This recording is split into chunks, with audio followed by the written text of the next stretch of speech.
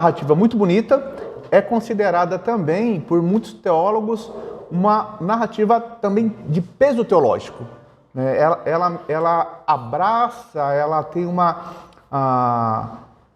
doutrina, por assim dizer, que é uma das mais importantes, que é o que nós chamamos de soberania de Deus.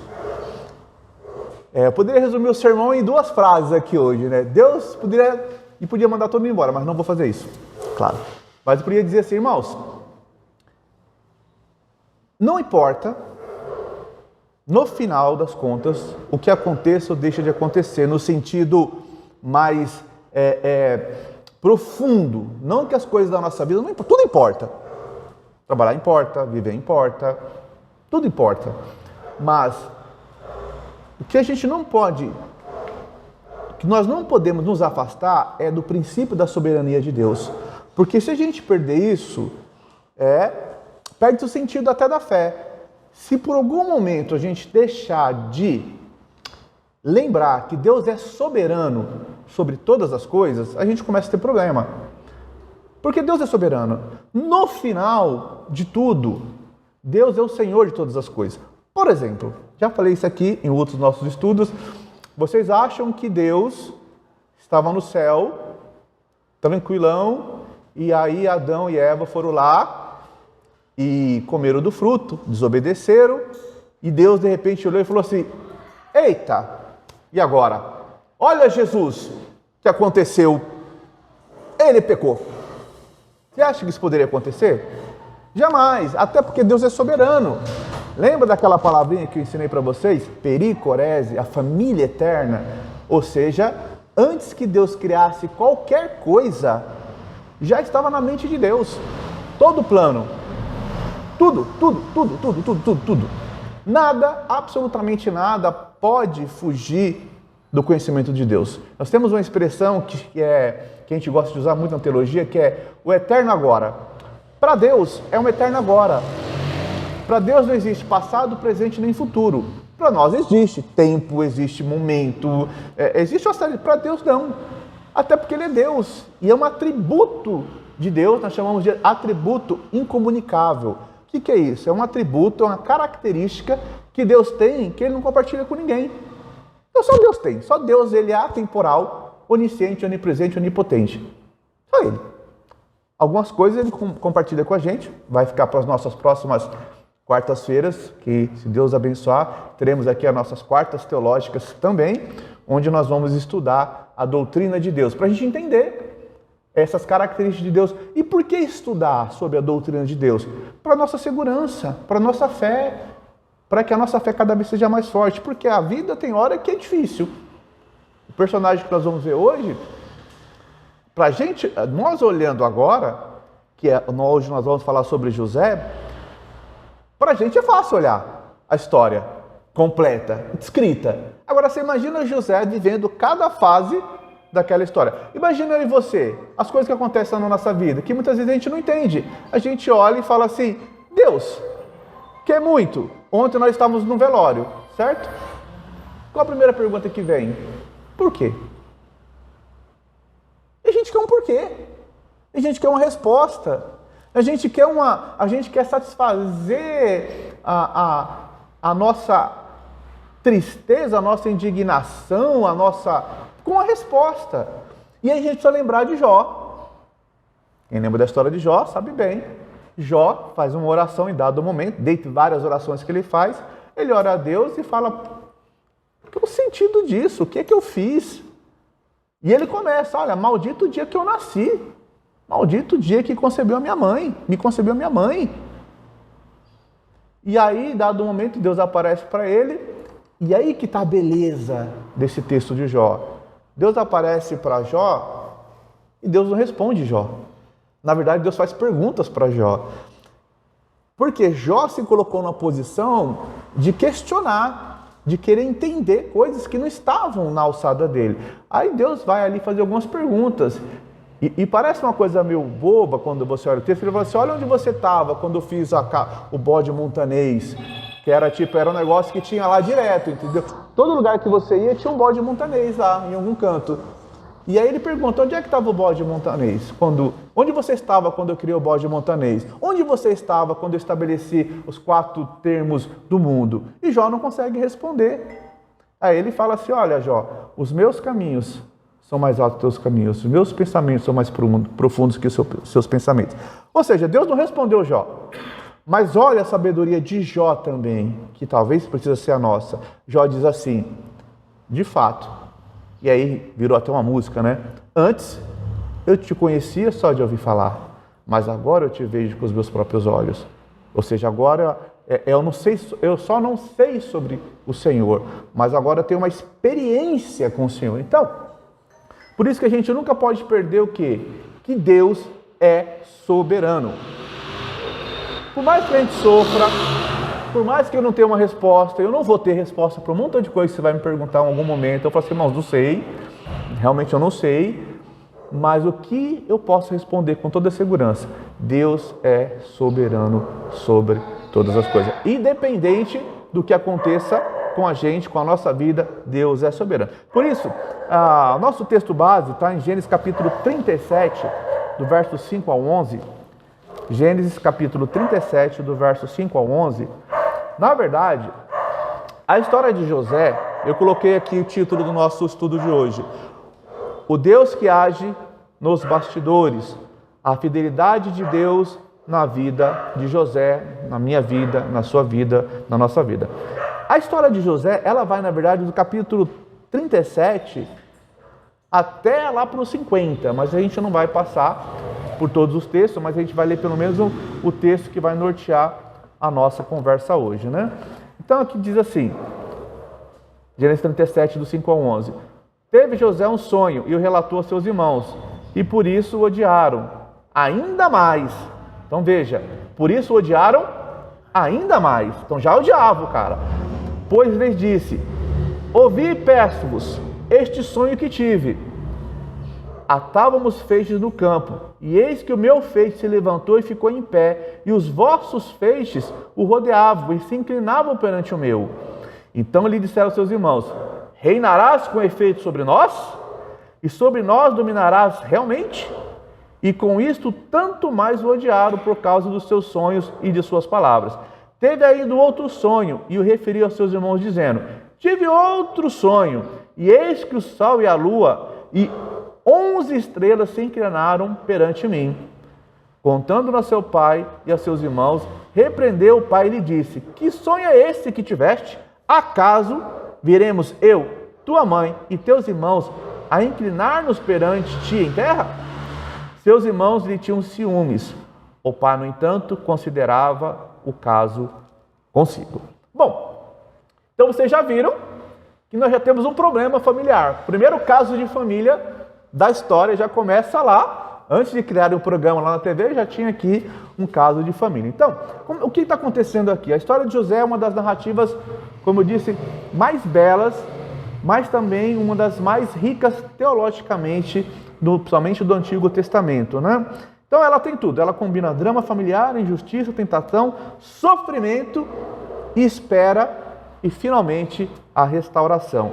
Mas, acima de tudo, e aqui que é a grande lição que a gente precisa aprender, revela um Deus soberano. Irmãos, a Bíblia, nós precisamos ler a Bíblia e aprender a entender o que a Bíblia está comunicando com a gente. Aqui ninguém está na época, aqui ninguém está no tempo de Faraó. Aqui não tem um faraó aqui? Não tem. Tem uma pirâmide aqui? Não tem. Então a gente tem que tomar cuidado para a gente não olhar para o texto e tentar trazer coisas que são temporais, locais, para aquele momento e a gente não saber tirar o que a gente chama de princípio atemporal. O que é isso? É a verdade que permanece para sempre. Ela é atemporal. As verdades de Deus não estão presas ao tempo. Por isso que eu falei domingo passado que a gente tem que tomar cuidado com o que a gente chama de doutrina. Irmãos, doutrina, e eu sempre vou considerar vocês como meus alunos de teologia desde já, doutrina é texto. A palavra doutrina é texto, é estudo, é ensino. Agora nós temos normas. Nós, como batistas, por exemplo, Nós temos o Pacto Batista, nós temos a Convenção Batista Brasileira, nós temos a Associação Batista de Osasco, nós temos os distintivos batistas. A gente vai passar por tudo isso aqui em algum momento. Que isso nos dá uma identidade enquanto igreja. Porque a gente é uma igreja local. A gente tem uma placa ali, ó, Igreja Batista Novo Horizonte. Então a gente tem que ter uma identidade, isso quer dizer alguma coisa. Igreja Batista, isso tem um porquê e isso é importante. Mas olha, o que a gente precisa sempre tomar cuidado, olhar para o texto e ver qual é o ensinamento, a doutrina, a verdade atemporal que o texto traz. Por exemplo, aqui nós não proibimos de cortar o cabelo enquanto igreja. Porque as mulheres podem cortar o cabelo. Tem igreja que a mulher não pode cortar o cabelo. Mas por que a mulher, em algumas igrejas, pode cortar o cabelo? E aqui a gente não proíbe cortar o cabelo. Nós temos que olhar o que a doutrina diz. As interpretações da doutrina vão variar do texto. E aí a pessoa interpreta e ela faz uma norma para a igreja. Se chama norma. Então, na nossa igreja, eu como pastor, chego para a minha liderança. Tudo bem que eles podem falar que eu sou doido, né? Mas eu posso chegar para mim e dizer, irmãos, a partir de hoje, todos os irmãos aqui têm que ter barba. Certo, Jesus? Barba. Ter barba. E as irmãs, todas as irmãs têm que estar de coque. Eu posso trazer isso aqui. Levo para a diretoria aprova, levo para a liderança aprova, passa em assembleia e acabou. Aí vira uma norma que quem quiser ser membro dessa igreja tem que cumprir. Mas isso não é doutrina. Percebe a diferença? Não é doutrina. Porque o que a Bíblia diz? Vamos pegar só o exemplo do véu para a gente voltar para o texto. Era uma coisa ocasional para um tempo específico. Havia um problema na cidade. Lembra que é uma carta a uma igreja em um local. Então, para aquele momento, para aquela localidade, era importante as mulheres não cortarem o cabelo. Ou usarem véu. Mas depois o próprio Paulo vai falar, olha, aquele que ora com a cabeça encoberta é desonra. Ou seja, o véu depois perde o sentido. E o cabelo também. Depois não há mais essa necessidade.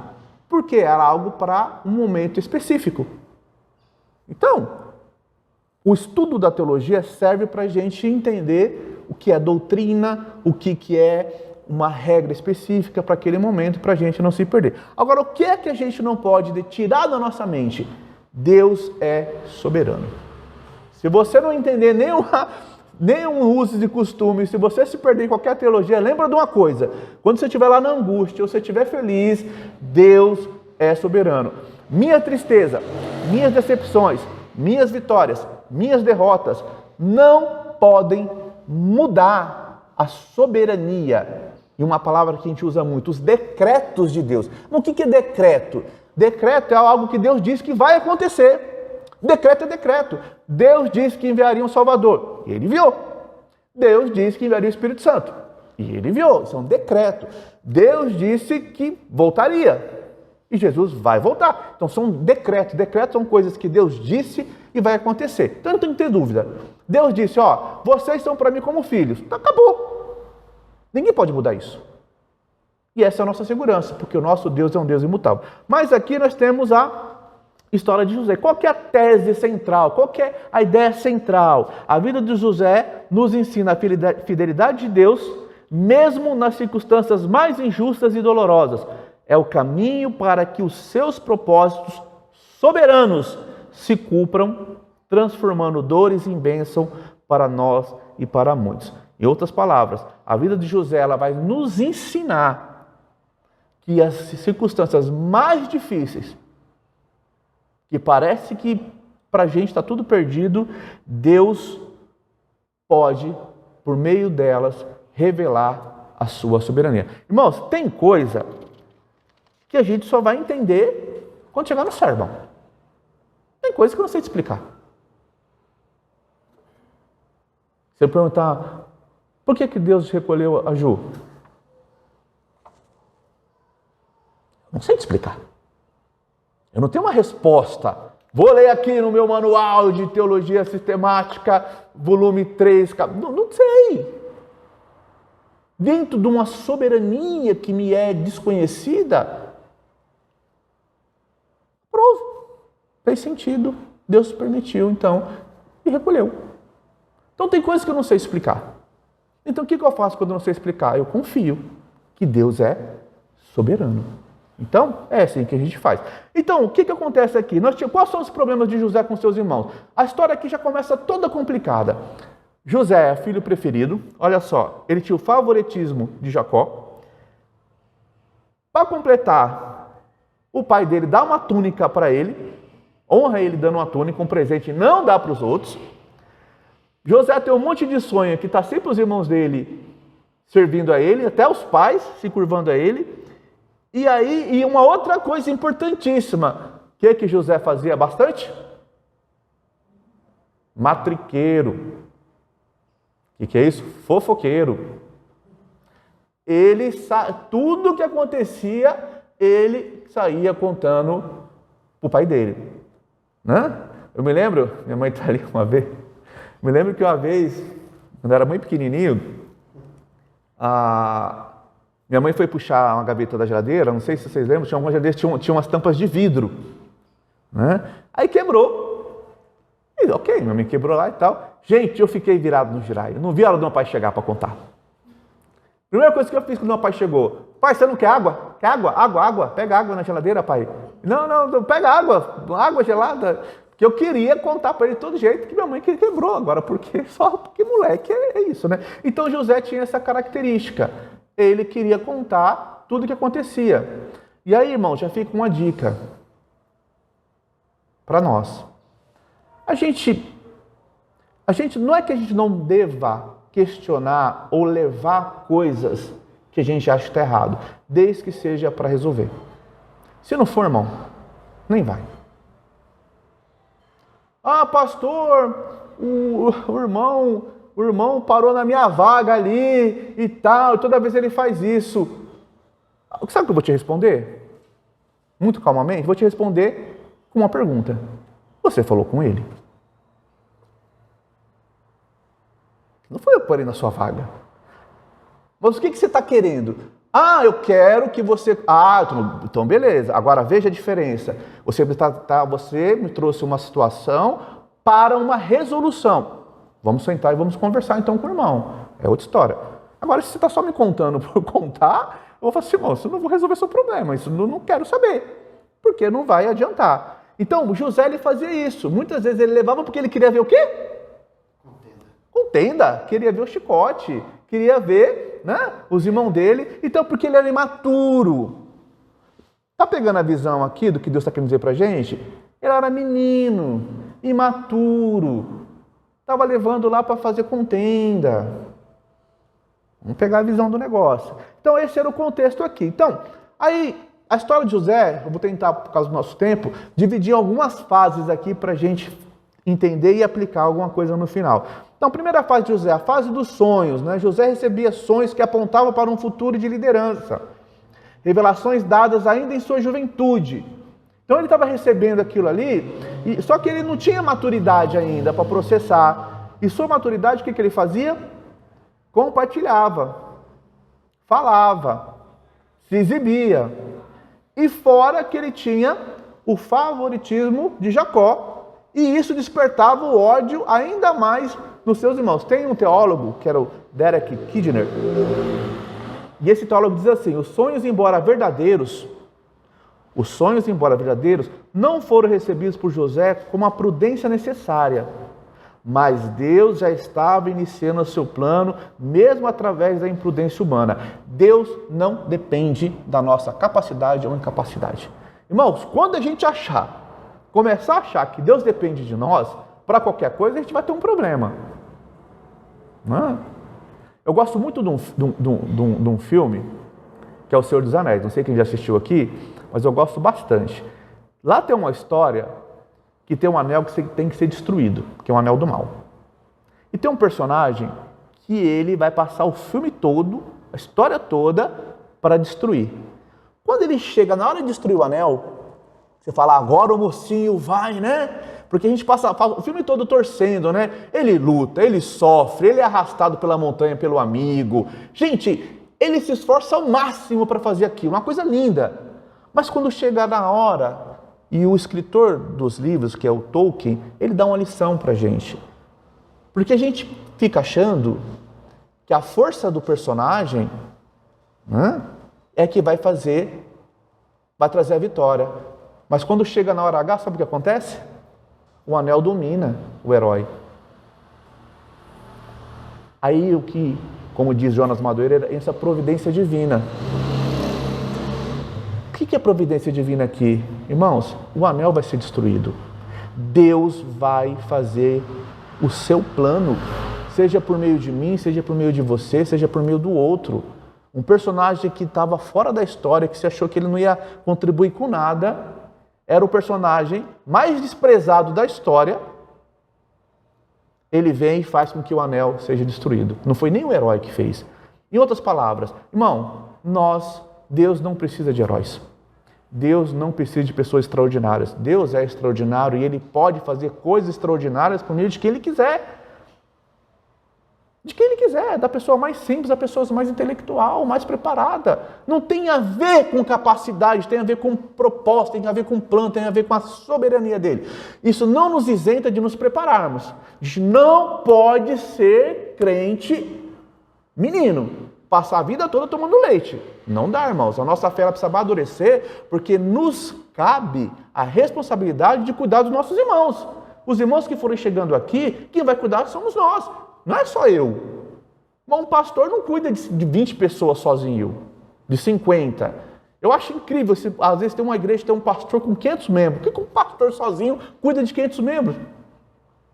Não cuida. Você tem que ter pastores. E não só pastores de título, mas pastores de função, que é o chamado pastoreio. Então, a primeira coisa aqui que a gente vê é a imaturidade de José.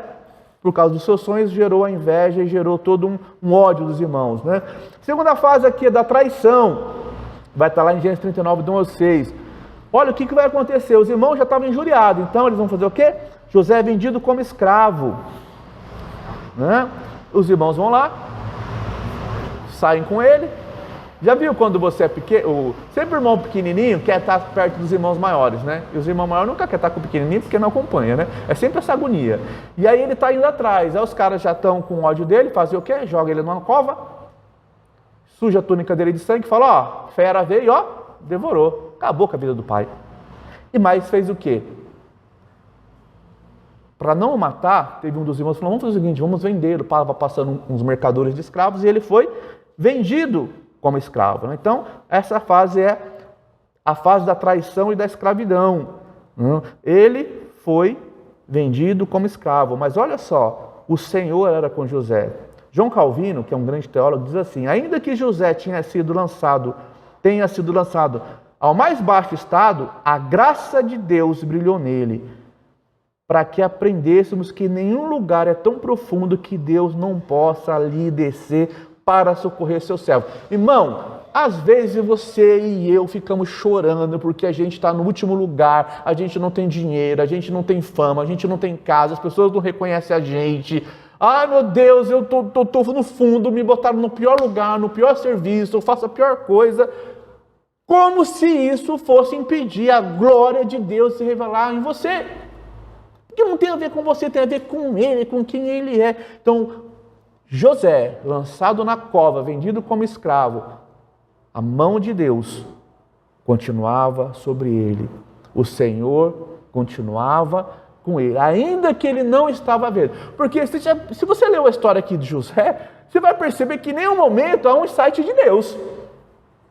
Você não vê Deus e fala assim, ô José, meu querido, olha, fique em paz, que lá no final você vai ver vitória. Mas o que a gente quer? Eu estava conversando esse dia com a minha esposa sobre isso. A gente quer segurança.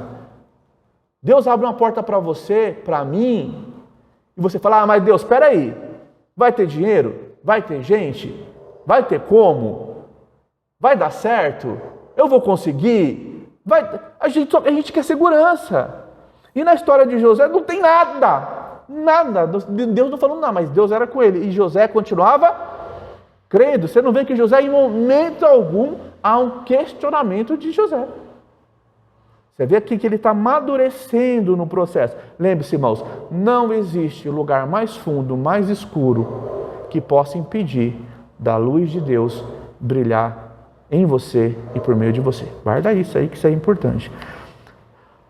Uma terceira fase aqui, a fase da tentação e da integridade. A tentação, quando ele vai, depois que ele é vendido como escravo para Potifar. E ele está lá, e olha só, Deus era com ele de tal maneira que onde botava aquele menino dava certo. Pense, como é que você começa? Irmão, pega a visão, como é que você vê que uma pessoa é serva de Deus? Que uma pessoa está andando com Deus? Irmão, não é sobre habilidade. Irmãos, não me venha dizer, mas eu não consigo fazer um monte de coisa também. Mas não é sobre conseguir, é sobre ser. E quem é, onde é colocado, faz. Você pode não fazer aquilo que aquela função exige. Por exemplo, voltando ao Senhor dos Anéis, tem um personagem lá que chama Sam.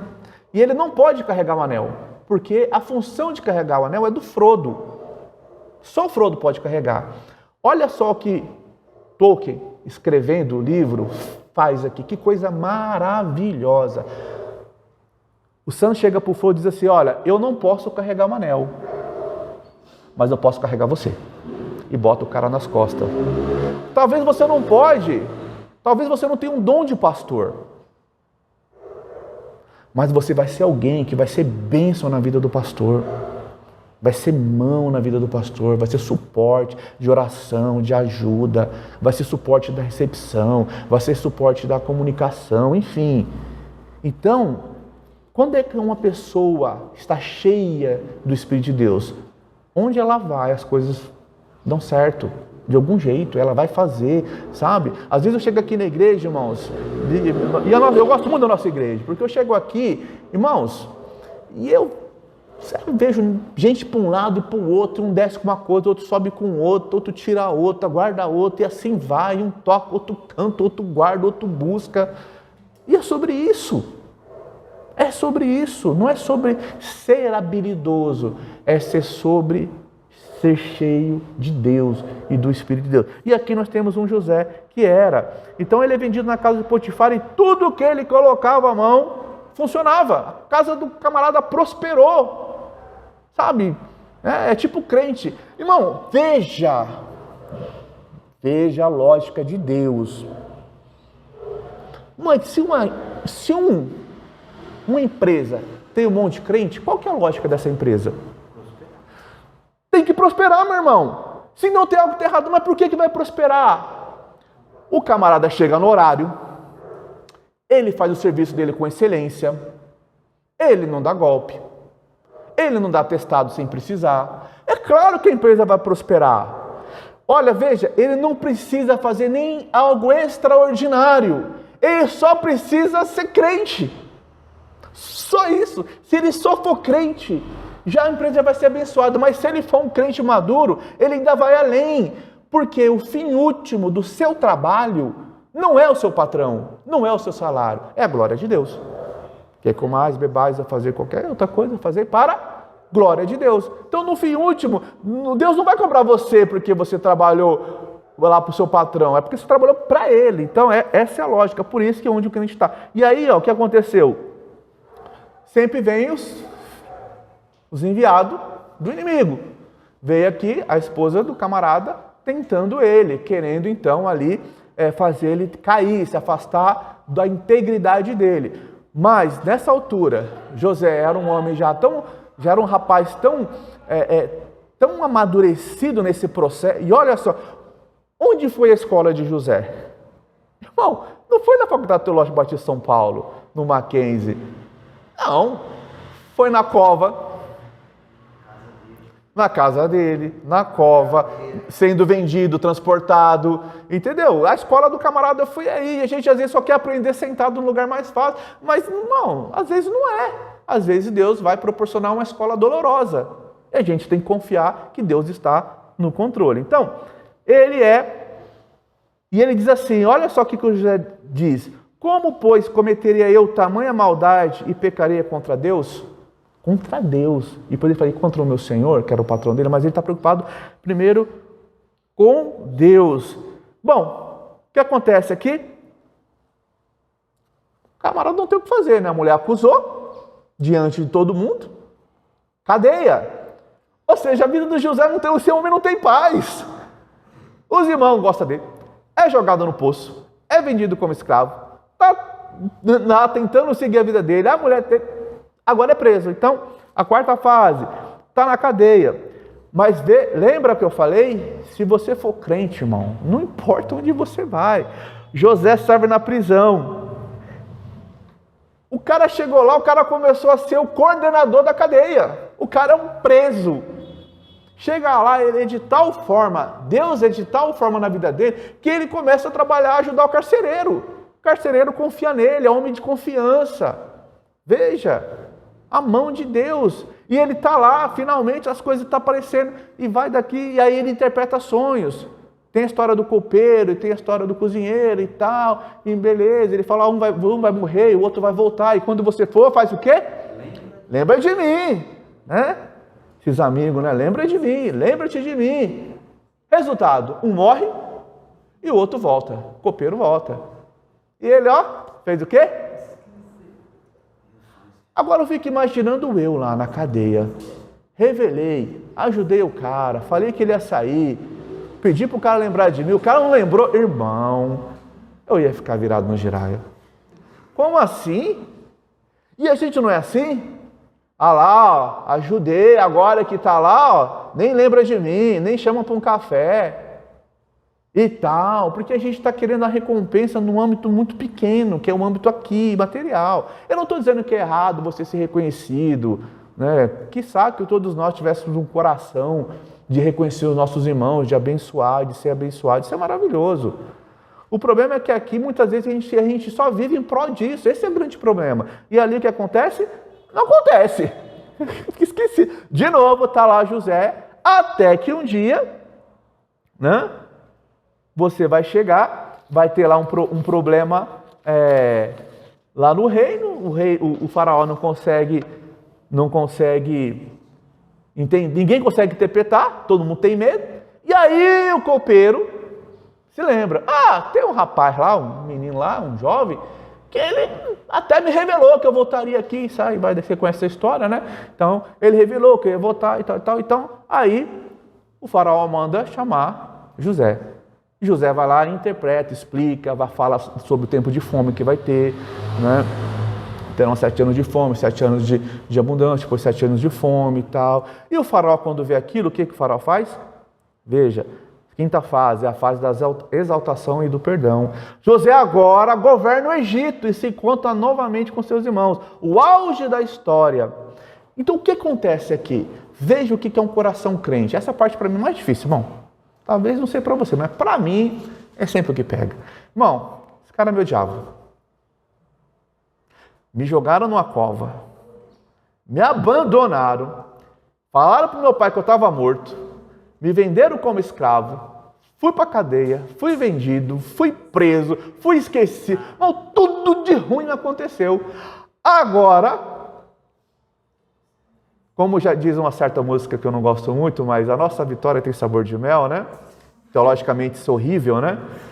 Que dá a ideia de que a gente tem que tripudiar em cima de quem a gente agora subiu. E José, ele primeiro tenta fazer toda uma encenação ali, ele tenta fazer um negócio meio que para dar um... Mas ele não, se você ler o texto, você vai ver que ele não aguenta, ele chora. Porque o coração dele não é um coração maldoso. José se encontra agora com seus irmãos. E aqui, para a gente encerrar, que eu já passei 5 minutos no meu horário, mas olha só, aqui tem uma frase, um versículo, que esse aqui você tem que guardar no seu coração. Já em Gênesis 50, verso 20. Olha só, a maturidade de quem anda com Deus, de quem tem experiência com Deus, mesmo nas circunstâncias mais difíceis.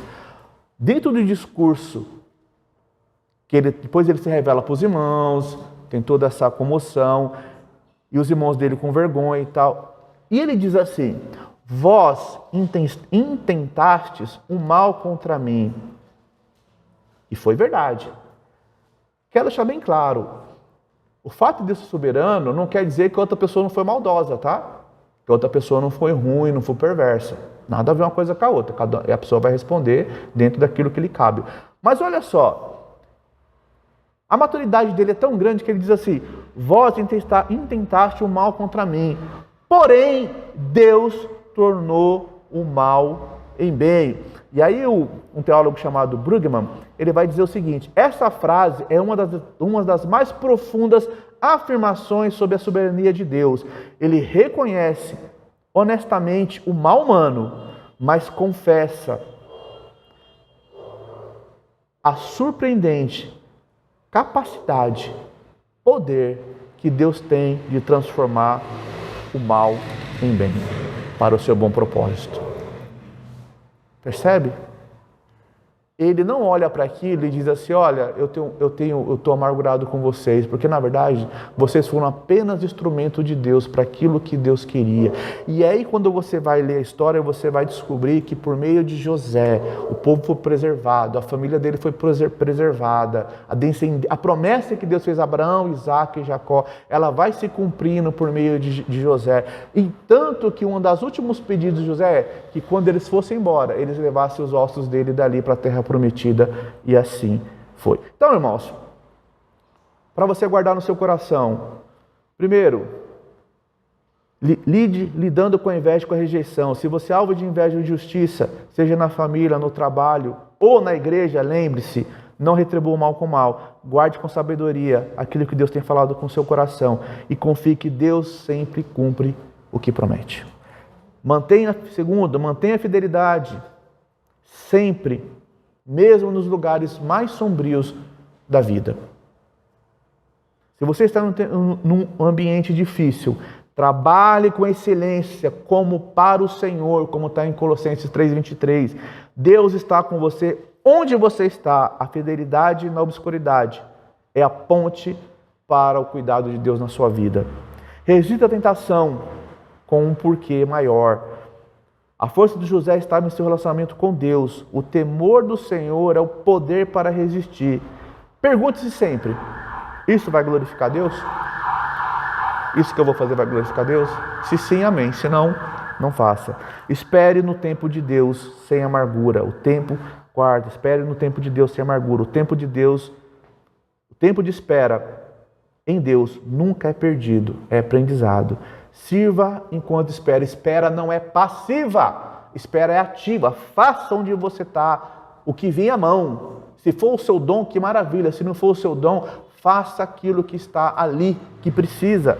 Confie que Deus sempre fará na hora certa aquilo que Ele já tem preparado. E por último, que também sempre é o mais difícil, praticando o perdão com perspectiva eterna. Perdoe. Guarda a visão aqui. Perdoe, não porque a pessoa merece, mas porque Deus o perdoou. Você não perdoa o outro porque ele merece, porque perdoar alguém não faz ela melhor. Não faz ela melhor. Isso é com ela e Deus. Mas o perdão é porque Deus é perdoador e Deus te perdoa e eu quero estar bem com Deus, por isso que eu perdoo.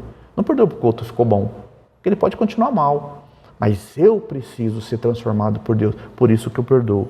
Peça a Deus capacidade para ver além das traições, além das dores, além das dificuldades. Peça para ver como José viu. E lembre-se, perdoar é libertar a sua alma para que você possa estar dentro do plano